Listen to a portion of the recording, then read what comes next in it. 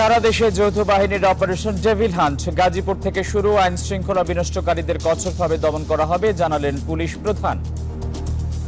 যারাই সমাজ বিরোধী কাজ করবে, সমাজের অস্থিতিশীলতা তৈরি করবে, তাদের গ্রেফতার যেমন গাজীপুরে হচ্ছে আপনার।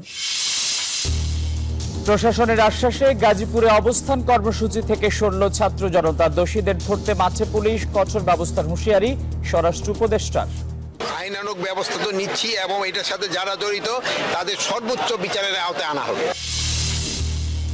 সময় ক্ষেপণ করে ক্ষমতায় থাকার ইচ্ছা নেই সরকারের, বললেন আইন উপদেষ্টা। সংস্কার প্রতিবেদন নিয়ে আলোচনা এ মাসেই।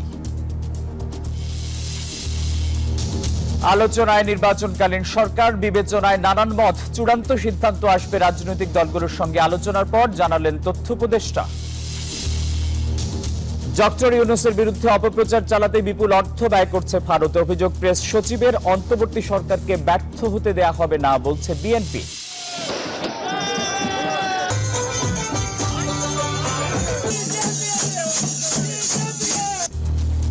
কংগ্রেস শূন্য আর আম আদমিকে হারিয়ে ২৭ বছর পর দিল্লি শাসনে বিজেপি। কেজরিওয়ালের অভিনন্দন, সুশাসনের জয়, বললেন নরেন্দ্র মোদী। এবং তাড়াহুড়ার কারণে এবারের বিপিএল প্রত্যাশা পূরণ করতে পারেননি বলছেন ক্রীড়া উপদেষ্টা। ফিক্সিং এর অভিযোগ তদন্তে সহযোগিতার আশ্বাস বিসিবির।